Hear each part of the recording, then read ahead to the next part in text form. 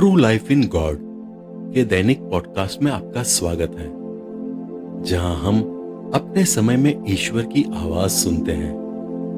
हम उन्हें सचमुच जान पाते हैं और उनके साथ एक और भी निजी रिश्ता बना पाते हैं। एपिसोड 57। तुम्हारी पवित्र माता मेरे वचन के तोरण संधि है। 26 दिसंबर 1987। 25 और 26 दिसंबर की रात के मध्य बेला में यीशु गाराबंडल के संदेश के साथ फातिमा के संदेश के महत्व पर जोर दे रहे थे कि फातिमा का संदेश और गाराबंडल का संदेश वही है और एक ही है। यह ऐसा था कि मैं उस रात में आराम नहीं कर पाई। मेरे कानों में बार बार यह संदेश गूंज रहा था। प्रभु यीशु इसमें अपनी उपस्थिति होने पर जोर दे रहे थे। फातिमा का तीर्थ स्थल गाराबंडल की पवित्रता के लिए आवाज उठाती है। मैंने तुम्हें समय के प्रतीकों को पढ़ना सिखाया है। क्या तुम उन प्रतीकों को देख रही हो? तुम कैसे इन प्रतीकों के विषय में बता नहीं सकती? क्या तुम इसके विषय में प्रत्यक्ष ज्ञान बोध नहीं रखती? तुम्हारा मस्तिष्क क्यों बंद है? तुम इन्हें देखने से क्यों इनकार करती हो? तुम क्यों इन्हें सुनने से इनकार करती हो? क्या तुम मेरे वचनों को भूल गई हो? क्यों तुम अपनी गलतियों को दोहराती हो? मेरी प्यारी, जो मेरे द्वारा तुम्हें दिए गए वचन के तोरण का संधि है, ये गाराबंडल संदेशों पर क्यों ये सब जहरीले आक्रमण? मेरे पुरोहितों का गाराबंडल में माता मरियम का प्रकटन और उनके संदेशों का विरोध करना शैतान के जाल है। जैसे फातिमा में हुआ, वैसे ही एक बार फिर वह मेरे संदेश को विश्वव्यापी होने से रोकने का प्रयास कर रहा है। क्या तुमने नहीं समझा कि शैतान मेरे बच्चों को गाराबंडल में मेरी माता द्वारा दिए गए मेरे उद्धार योजना को कुरेदने का प्रयास कर रहा है, ताकि तुम सब अंधकार में गिरो। शैतान ने तुम्हारी माता पर विजय पाने के लिए मेरी कलीसिया में इन प्रकटनों को, जो फातिमा के मुक्ति संदेश का परिणाम है, फूट डालकर अपना काम दुगना कर दिया है। शैतान अपनी क्रोधाग्नि में मुझे मेरे लोगों को खिलाने के लिए रोक रहे हैं। मेरी मुक्ति योजना स्पष्ट है। मैं अपने बच्चों के उद्धार के लिए आता हूं। तुम मेरी आवाज को पहचानो। मैं जिन प्रकारों के उपकरणों का उपयोग करता हूं, उस पर आश्चर्यचकित मत हो। मैं अकिंचन तथा एक नगण्य खाली किरमिज का चुनाव किया है, ताकि यह स्पष्ट हो कि इस किरमिज शीट को अनावृत करने का कार्य मुझसे ही होगा, और कि तुम्हें विश्वास हो कि मैं यीशु हूं, ईश्वर का पुत्र, जो इस समय बोलता है। मेरा राज्य तुम सबों में है। मेरा एबल, मैं तुमको जानता हूं कि तुम मुझे पुनः पहचान लोगे। ओह मेरी प्यारी, मैं तुमको कितना प्यार करता हूं। मैं तुमको अपनी योजना शीघ्र प्रकट करूंगा। वसुला, यह पूछना तुम्हारे लिए यथार्थ नहीं है। तुम धूल और राख। तूने 2 शब्दों से ईश्वर ने मुझे याद दिलाया कि मैं सृष्टि में सबसे नीचे हूँ। मैं तुमसे जैसी इच्छा रखता हूँ, मुझे निर्देश करने दो। इन चीजों को मेरे लिए छोड़ दो। जी हाँ प्रभु। ओ आओ, मुझे गलत न समझो। मैं प्रेम हूँ। मुझे स्वीकार करना सीखो। आओ, हमारे। मैं तुम्हारे दीप को तेल से फिर भर दूंगा। जी हाँ प्रभु। मैं आपको अपना ध्यान रखने के लिए धन्यवाद देती हूँ। हमें चलना चाहिए। ईमानदारी बुराई को समाप्त कर देगी। क्या मेरे खातिर तुम माला जप सीखोगी? 28 दिसंबर 1987। यदि मैं अपने को भूल जाऊं और किसी पर निर्णय देने का दुस्साहस करूं या सोचूं कि मैं दूसरों से ज्यादा समझती हूं, तब अल्प समय में ईश्वर अपना संदेश देने के लिए मुझे स्मरण दिलाता है। उनके 3 शब्द धूल और राख के द्वारा वह मुझे स्मरण कराता है कि मैं कुछ नहीं हूँ और उनकी सृष्टि में सबसे छोटी हूँ।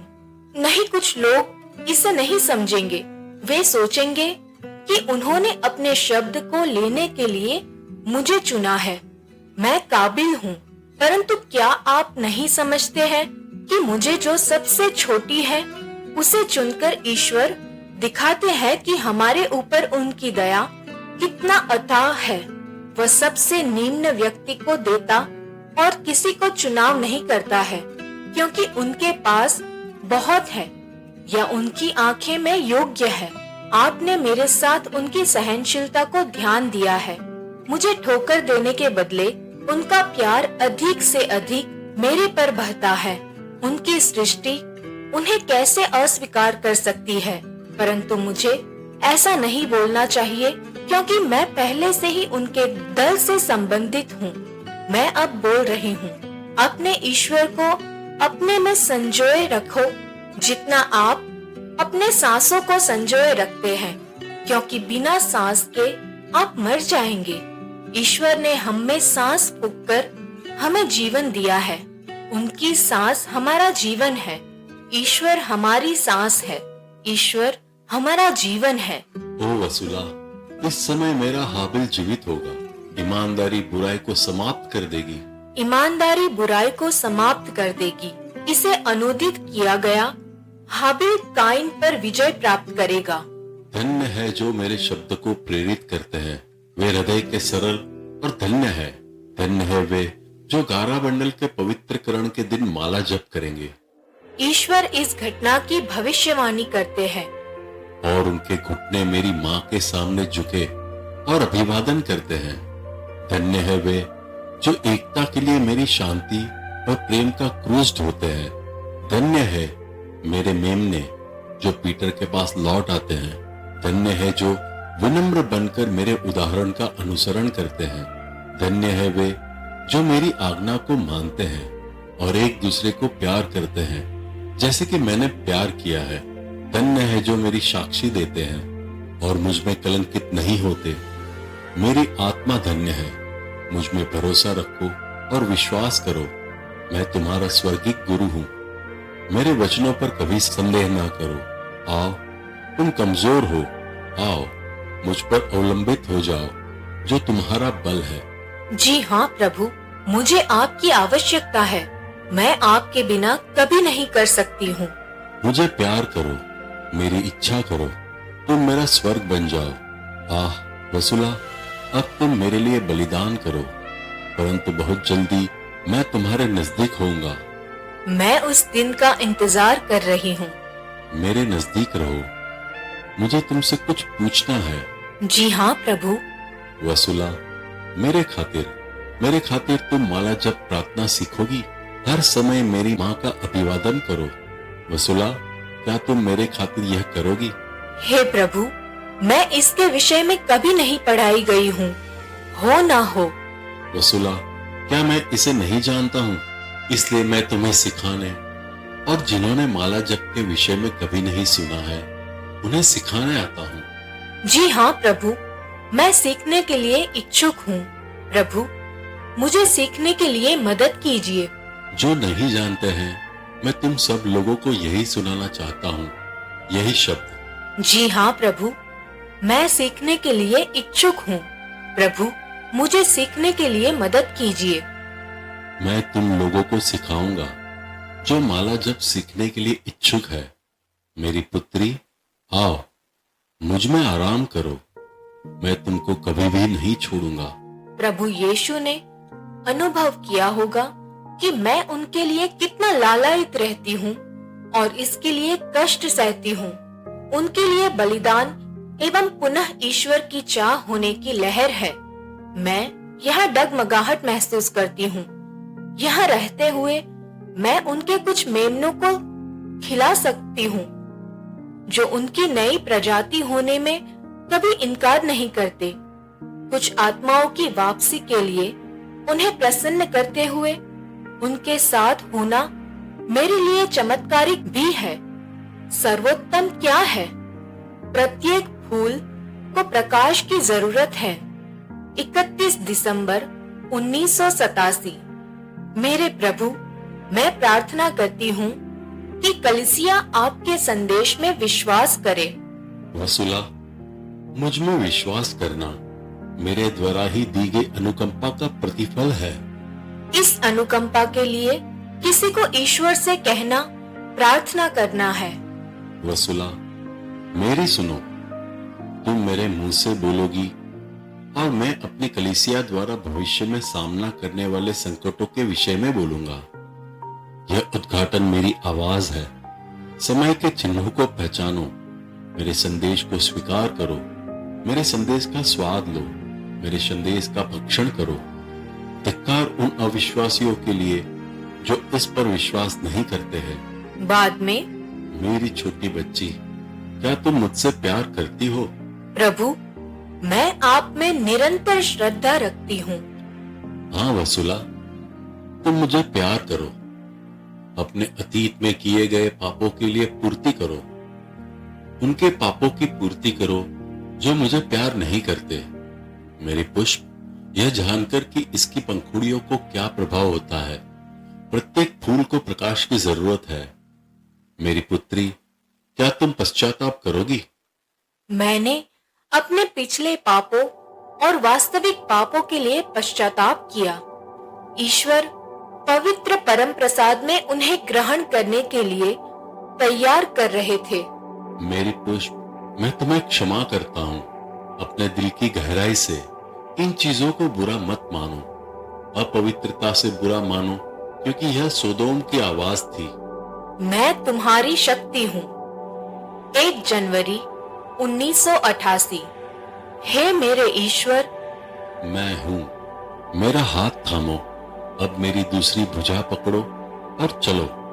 यह एक बार पहले कहा गया था, जिसमें मेरे दोनों हाथ थामे ईश्वर की वही छवि दी गई थी। जब यह अनुमान किया गया था कि एक नई कल्पना में मैं आगे जाऊं। चलो प्रिय, आगे बढ़ो, डरो नहीं।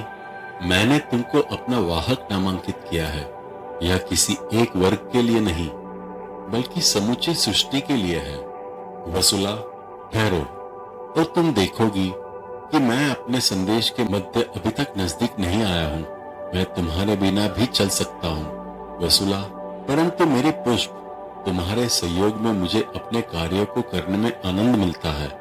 मैं ईश्वर हूँ और स्वयं मैं पूर्ण हूँ। प्रत्येक कदम तुम जो लेती हो, मैं आशीर्वाद देता हूँ। इसलिए मेरी प्यारी, मेरे साथ आगे चलो। सर्वशक्तिमान ईश्वर, आगे बढ़ने में मेरी सहायता करो, क्योंकि यह आपकी इच्छा है। मैं अकेले नहीं चल सकती हूँ। सामान्य रूप से मैं आपसे कहूंगी कि आप मुझे ले चले, चाहे मैं कितना कमजोर हूँ। वसुला, मैं तुम्हारी मदद करूंगा, क्योंकि मैं तुम्हारी शक्ति हूँ। यीशु का अर्थ है उद्धारक। 2 जनवरी 1988। सर्वशक्तिमान प्रभु, गलतियों में गिरने से हमें बचाइए, क्योंकि यह भयावह हो सकता है। प्रारंभिक समय की तरह मात्र एक ही गलती होने पर भी संपूर्ण राष्ट्र मिट सकता है। हाँ वसुला, इस महामारी पाप से भय खाओ, क्योंकि गलती महामारी पाप की संसर्गित है। मेरे प्रभु, मैंने कहीं पढ़ा है कि चर्च व्यक्तिगत प्रकाशना को स्वीकार करने में अनिच्छुक होता है। इसका कारण है कि जो कुछ जाना जाता है वह सब कुछ बाइबल में निहित है, इसलिए वे किसी नई प्रकाशना को स्वीकार नहीं करते हैं। मेरा मतलब नए प्रसंग से नहीं है, बल्कि बाइबल से दूर एक नया प्रकाशना से है। इससे आगे बढ़ना उनमें भय आरोपित करता है। उनका विचार है कि नई या व्यक्तिगत प्रकाशना उन्हें पथभ्रष्ट बना सकती है। वसुला, जब मैं अपनी सृष्टि को अपने दुश्मन के गड्ढे में गिरने वाला देखता हूँ, तो क्या मैं मात्र बैठा और देखता रहूंगा कि वे गिरे, या कि मैं दौड़ूं और उनकी सहायता करूं? क्या तुम याद करती हो जब मैंने विश्राम दिवस के दिन एक कोढ़ी को चंगा किया था? तब मैंने फरीसियों को कौन सा सवाल पूछा था? प्रभु, मुझे बाइबल से मिलान करना होगा। तब मेरे शब्दों को लाओ। मैंने ऐसा ही किया और मिलान किया। लूकस 14.3 व 6। हाँ मेरी पुत्री, मैंने पूछा, विश्राम के दिन चंगा करना उचित है नहीं, वे चुप रहे। इस पर ईसा ने जलोदर पीड़ित का हाथ पकड़कर उसे अच्छा कर दिया और विदा किया। तब ईसा ने उनसे कहा, यदि तुम्हारा पुत्र या बैल कुएं में गिर पड़े तो तुम लोगों में ऐसा कौन है जो उसे विश्राम के दिन ही तुरंत बाहर निकाल नहीं लेगा? और वे ईसा को कोई उत्तर दे नहीं सके। यह हमारे जमाने के लिए सांकेतिक वाक्य है। आज मैं उन लोगों से यह प्रश्न पूछ रहा हूँ जो इस प्रकाशना को इनकार करते हैं। क्या यह मेरे विधान के विपरीत है कि आपके युग में अपनी सृष्टि को आज के दैवीय कार्यों से गिरने से बचाऊं? वसुला, मैं यीशु हूँ और प्रभु यीशु का मतलब उद्धारक होता है। प्रभु उनसे कह दे, हे प्रभु, आप उन्हें इन बातों को स्मरण कराए। मेरी प्रिय, उन लोगों ने मेरे हृदय को कांटों की माला से सजाया है। मेरा पवित्र हृदय रक्त रंजित है। प्रभु यीशु, क्या वे इसका अनुभव करते हैं? मैं शांति पूर्वक उनके द्वार पर कदम रखूंगा और बिना खटखटाए उनके गृह में प्रविष्ट होऊंगा और अपना पवित्र हृदय उन्हें दिखाऊंगा, जो एक निष्ठ सिद्ध होंगे, अपनी गलतियों का एहसास करेंगे। मेरी पुत्री, आओ हम हमारे। जी हाँ प्रभु, युग युग तक एक साथ मैं रसिया को वैसे ही पुनर्जीवित करूंगा जैसे मैंने लाजरूस को पुनर्जीवित किया। 4 जनवरी 1988। वसुला, ओ वसुला। ईश्वर की आवाज दुख से मिश्रित मुझे अति शीघ्र करने के लिए आवाज दी। मेरी एक पुत्री, तुम्हारी बहन मृत्युशैया पर पड़ी है। हे प्रभु, कौन मृत्युशैया पर पड़ी है? मेरी प्यारी पुत्री रसिया, आओ आओ और मैं तुमको उसे दिखाऊंगा। देखो, रेगिस्तान के एक कोने पर मुझे ले जाकर डूबते सूर्य की रोशनी में अपनी तर्जनी और पूरे फैले बाह से उन्होंने इशारा किया। उनकी पुत्री और मेरी बहन मरी पड़ी थी। उनका शरीर क्रूरता से मुक्त निर्जनता में पड़ा था। अपनी मृत्यु पर भी वह त्यागी हुई दिखाई पड़ती थी। वह पूरी तरह से अकेली ही मर चुकी थी, जिसके नजदीक उसे सांत्वना देने वाला कोई नहीं था। जब मैंने यह दुखद दृश्य देखा तो दया के वश मेरे आंसू फूट पड़े। जब मैंने देखा तो फूट फूट कर रो पड़ी। वसुला, मत रो, मैं उसे पुनर्जीवित करूंगा। मेरी महिमा के लिए उसे पुनर्जीवित करूंगा। मैं उसे नवजीवन दूंगा, जैसे मैंने लाजरूस को नवजीवन दिया है। हे ईश्वर, आप मुझे बहुत पीड़ा देते हैं। यह पीड़ा जिसका तुम अनुभव करती हो, वह मेरी पीड़ा की तुलना में कुछ नहीं है। वसुला, मैं उसे प्यार करता हूँ। वसुला, तुम अपनी बहन को प्यार करो, उन पर दया करो, उनके पास जाओ, उन्हें प्यार करो, उन्हें प्यार करो, क्योंकि वह सभी लोग से प्यार रहित है। वसुला, उसने मुझे छोड़ दिया था और मेरे विरुद्ध हो गई थी। वह मेरे विरुद्ध तब हो गई जब वह बड़ी हुई तथा प्रेम के लिए उसका समय हो गया था। मैंने उसे बुलाया, मैंने उन्हें मेरे लबादे के हिस्सेदार होने के लिए बुलाया, परंतु इसके बदले वह मुझसे दूर चली गई। अपने को परिपक्व समझकर उसने अपने पर विश्वास किया कि वह स्वयं अपने को भोजन करा लेगी। उसने मुझसे अपनी पीठ मोड़ ली और चल पड़ी। एक व्यभिचारिणी पत्नी की तरह वह भाग गई। मेरी प्यारी पुत्री को खोने की तरह यह क्या है, तुम जानती हो। मेरा हृदय विदार्ण हो गया, मैं रो पड़ा। यह इस तरह पर्याप्त नहीं था। दम से और पश्चाताप के बिना उसने खुले तौर पर मुझे अपने पिता तथा अन्य शहीद संतों के विरुद्ध युद्ध घोषणा कर दिया। अब उसका मुझ में विश्वास न था। उसने मेरी पूजा करना छोड़ दिया, जिस प्रेम की हमने कभी हिस्सेदारी की थी। लगता था वह भूल गई। मैंने उसे बेटे बेटियां दी, लेकिन क्रोधाग्नि में उसने बहनों को कत्ल कर दिया और उन्होंने अपने शैतान को वैसे ही सौंप दिया जैसे कोई किसी को जली हुई भेंट वैसे ही अर्पित करता हो। तब यह कि पर्याप्त न हो, वह शैतान की तरफ मुड़ गई। उसने उससे एक संधि की कि वह जो इच्छा करेगी शैतान उसे भेंट में दे देगा। अगर ऐसा हो तो यह उसके प्रति विश्वासी रहेगी एवं उसकी पूजा करेगी। शैतान ने अपने को स्वतंत्र रखने की शर्त पर इसे स्वीकार कर लिया। तब शैतान ने उसे पूरी तरह मुझसे विमुक्त कर दिया। उसने हमारे बंधनों को उसे काटने दिया। उसने अपने पर उसे विश्वास करने दिया। मेरी पुत्री, शैतान जैसे वह धोखेबाज है, मेरी पुत्री को वह सर्वप्रथम दलदली भूमि में ले गया। वहां बालू के कणों में डूबने के भय से वह उस पर झुक गई। उसने कहा कि उस पर पूरी तरह से वह झुक जाए। रसूला, जैसे यरूशलेम एक बार मेरे पवित्रता के घर से भागी थी ताकि मेरा पवित्र घर, मैं मेरी पुत्री उसकी पूजा करते हुए अनैतिक हो जाए, अपने बच्चों को एक के बाद एक बलिदान के रूप में अर्पित करते हुए, रसिया मेरी पुत्री ने भी ऐसा सोचा कि ऐसा करना बुद्धिमानी है। मेरी पवित्र भेंटों को वह ले गई और शैतान को उसने अर्पित कर दिया, जिसने उन सबको हथियारों में बदल दिया। अपनी चकाचौंध से शैतान ने उसे अंधा बना दिया और उसकी दृष्टिहीनता में उसे दलदली भूमि में हटाकर उसे निर्जनता में रख दिया ताकि वह प्यासी मर जाए। मैंने उसे वहां से निर्वस्त्र घूमते और अपने ही खून से संघर्ष करते हुए देखा। मैंने उसे पुकारा परंतु वह नहीं सुन सकी। फातिमा पर मैंने दोबारा बुलाया लेकिन वह नहीं सुनी। उसने अपने नैतिक मापदंड उन्होंने इनकार किया तो तलवार के बल पर वह उन्हें बाध्य करेगी। क्या मैंने नहीं कहा है, वह जो तलवार उठाएगा तलवार से ही नष्ट हो जाएगा। मैंने उसकी रोटी पर नियंत्रण लगाई ताकि उसे मेरी रोटी की आवश्यकता पड़े, लेकिन उसने मुझे खाने के सिवाय भूखों मरना पसंद किया। थकी और भूखी उसने गोपनीयता में अपनी छोटी बहन को अपने दुष्टता के कार्यों को चालू रखने के लिए भेजा, क्योंकि उसका घमंड मिथ्याभिमान से प्रेरित था, जो खुद शैतान है। उसकी भूमि को उसने खिलाने के लिए पर्याप्त नहीं दे सकी। जैसे कोई कहता है, वह मेरे दुश्मन पर निर्भर हो गई। पुत्री, इससे अधिक और न करो। मैं कल भी संदेश के साथ चालू रखूंगा। आओ मेरी पुत्री, मुझे तुम्हें आशीर्वाद देने दो। मुझ पर भरोसा रखो, हम हमारे। जी हाँ प्रभु। आपने अभी अभी true life in God podcast सुना है। कल हम फिर एक नए एपिसोड के साथ आपसे मिलने के लिए उत्सुक हैं।